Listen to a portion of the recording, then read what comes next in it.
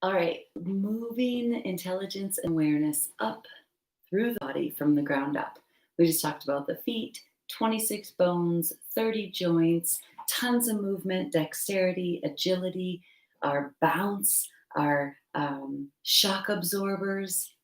Feet, very important to wake up. The next, let's look at the pillar of our legs. Two pillars. This is not a perfect drawing, but let's break it down here. So from the feet, we have two bones, the tibia and the fibular. From there, we move up to the knee joint. The knee joint is a very shallow hinge joint.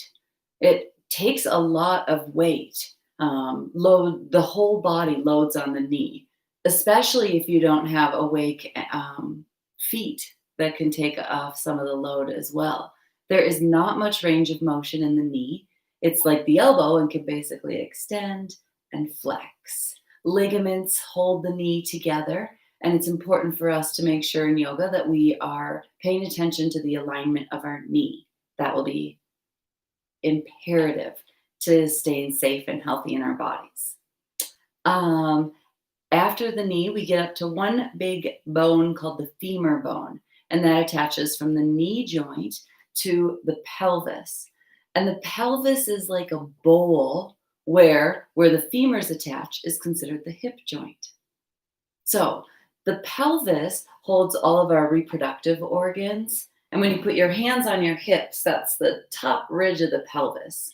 This is connected at the back. This is not a perfect drawing of your pelvis. The pelvis is like a bowl with your two leg bones coming out the bottom. And from the back of the pelvis, we connect to what's called the sacrum bone and then all the vertebrae of the spine, which have tons of range of motion. And we'll get to that in the next video.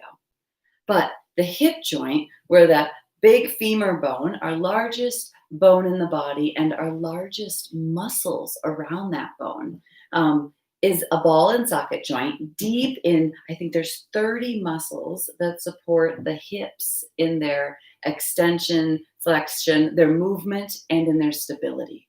So lots of muscles in the hips, which is where a lot of people hold tension, because sometimes our hips, we tense at the hips when we find stress in our life. So notice if you hold tension in your hips or tension in the back of your legs, your hamstrings. The front of your femur bone muscles are called the quadriceps. And we're going to do a practice where we really get into the power you have in the strength of your legs.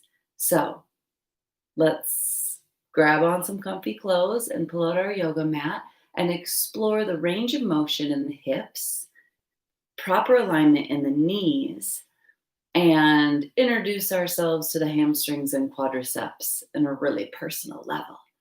All right, I'll see you on your mat. Thanks for listening.